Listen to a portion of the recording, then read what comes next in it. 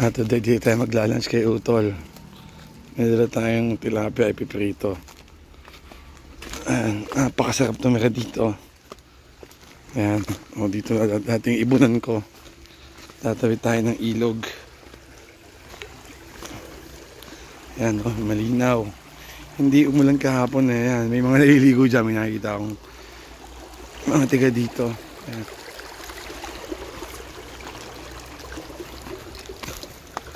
Yon. Ganda. Ganito.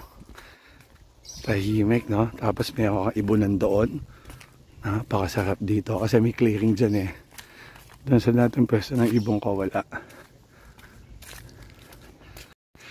Dito sana maganda maglagay ng kulungan ng kalapate. Yung kulang ko ng kalapate dati ando doon. Masukal. So dito yung dati kong loft. Talagang wala ng kabakas-bakas oh. Dahil tinabuan na ng vegetation eh. Hindi pa ata na itatayo hanggang ngayon ang pinagbigyan ko. So yun ay 8x8. Steel matting all around. Yan, yun lang. Nakakamiss. Dito ako nag-aantay oh. Dito nag first overall yung ibon natin. Nung bagong dating ako.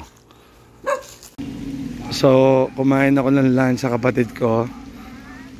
Oo, umulan ng napakalakas ngayong hapon. So, eto na ang tubig. So, iniisip ko kung paano ako tatawid. Ayun, no? Hindi mo makikita yung steps. Ang lakas ng agos. Ito itsura niyan. Much closer view, no? So, tama yung kapatid ko pag papasok sa work at ganyan, absent na siya. Dahil hindi ka talaga makakatawid. Ang lakas niyan. Mukha lang madali. Ayan o. Paano kaya ako uuwi nito? May loading po tayo ng kalapati today. Malapit lang ako kaso yung tubig mataas pa. So yung loop property to at one point iisa may aki nito. Yan. So dito tayo makikidaan para makauwi tayo. O diba may mini horse pa. Saan ka naman? Oh. So nakitawid tayo sa tulay.